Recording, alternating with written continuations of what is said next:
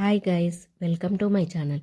ఈరోజు మన ఛానల్లో ఎంతో మెరిసిపోతూ ఎంతో కలర్ఫుల్గా ఉన్న రెసిపీని చూపించబోతున్నానండి. అది ఏంటి అంటే క్యారెట్ హల్వానండి.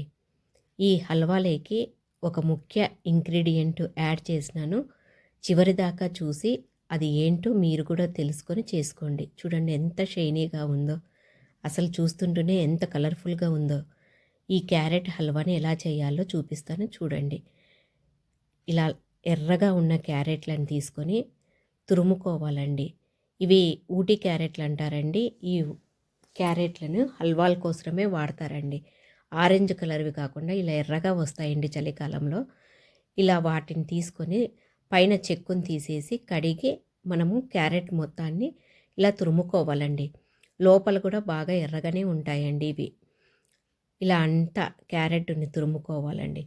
తురుముకున్న క్యారెట్ని మనము చూడండి, నేను ఎంత బాగా తురుముకున్నాను, ఎంత నైస్గా పొడి పొడిగా ఎంత బాగా వచ్చినాయి చూడండి. ఇలా తురుముకోవాలండి క్యారెట్ని. తర్వాత ఒక కడాయి పెట్టుకొని 2 టేబుల్ స్పూన్ల నెయ్యిని వేసుకున్నానండి. హల్వాలలోకి నెయ్యి వేసుకొని చేసుకుంటే చాలా టేస్టీగా ఉంటాయండి. అప్పుడప్పుడు చేసుకుంటాం కాబట్టి నెయ్యి ఎక్కువగా వాడుకోవడం వలన కూడా ఏమీ ఇబ్బంది ఉండదండి. చలికాలంలో నెయ్యి అనేది వాడాలండి. ఇలా ఇంట్లో చేసుకొని నెయ్యే కాబట్టి ఏమీ ఇబ్బంది లేదండి. ఇలా వేసుకుని నెయ్యి కరిగిన తర్వాత మనం తురుముకొని పెట్టుకున్న క్యారెట్ తురుముని వేసి నెయ్యిలో కొంచెం సేపు మగ్గనిచ్చుకోవాలండి.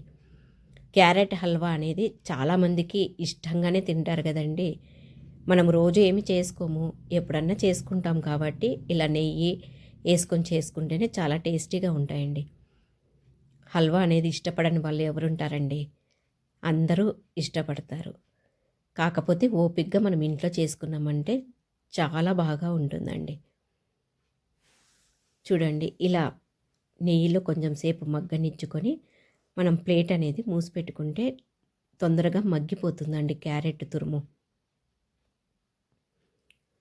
తర్వాత ఈ క్యారెట్ మూత తీసి మనము పచ్చికోవాని వాడుతున్నానండి.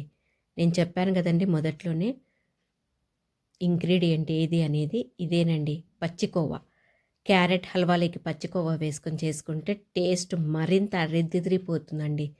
చాలా టేస్టీగా ఉంటుందండి పచ్చికోవా. ఇది స్వీట్ ఉండదు కాబట్టి ఈ క్యారెట్లోకి పచ్చికోవా వేసుకొని కొన్ని పాలు పోసుకొని ఉడికించుకుంటే అండి టేస్ట్ మాత్రం సూపర్గా ఉంటుందండి. మనము రెస్టారెంట్లలో తిన్నట్లే ఉంటుందండి. ఇలాగ ఇళ్ళల్లో కూడా ప్రిపేర్ చేసుకోవచ్చండి. ఇలా పాలను కొంచెం వేసుకొని ఉడికించుకోవాలండి క్యారెట్ తురుముని. ఇలా పాలల్లో ఉడికించుకోవడం వలన క్యారెట్ సాఫ్ట్గా హల్వా మృదువుగా ఉంటుందండి. ఇలా తట్ట మూసిపెట్టి చూస్తే మనకు ఆ క్యారెట్ హల్వా స్మూతీగా ఉంటుందండి. చూడండి ఎంత బాగా కలర్ కూడా చేంజ్ కాలేదండి, అలాగే ఎర్రగానే ఉంది. కోవా క్యారెట్ రెండు మిక్స్ అయిపోయినాయండి. తర్వాత అది మగ్గే లోపలనే మనము ఒక గిన్నెలో కొంచెము నెయ్యి వేసుకొని డ్రై ఫ్రూట్స్ని గోల్డెన్ బ్రౌన్ కలర్ వచ్చేంత వరకు వేయించుకోవాలండి. ఎక్కువగా ఎర్రగా వేయించుకోకుండా, మాడిపోకుండా బ్రౌన్ కలర్ వచ్చేంత వరకు వేయించుకొని పక్కన పెట్టుకోవాలండి. తర్వాత క్యారెట్ హల్వాలోకి నేను బెల్లం తురుము వేస్తున్నానండి.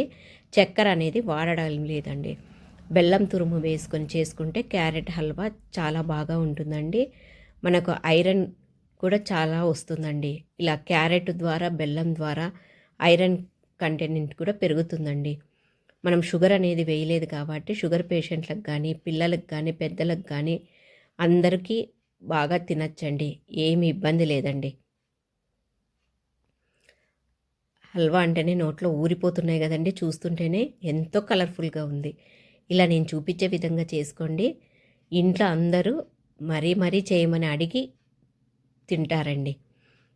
ఏమంటే కొంచెం ఓపికగా చేసుకున్నారని ఇంట్లో మనము మన చేతితో చేసుకున్న హల్వాని టేస్టీగా చేసుకొని తినచ్చండి. చూడండి ఎంత బాగా ఉందో. ఇప్పుడు మనం వేయించుకున్న డ్రై ఫ్రూట్స్ ఉంటాయి కదండి, అవి వేసేయడమేనండి. ఇలా వేసి కలుపుకోవడమేనండి. ఇలా కలిపిన డ్రై ఫ్రూట్స్ హల్వాని ఒక సర్వింగ్ బౌల్కి తీసుకొని స్టోర్ చేసుకొని తినచ్చండి.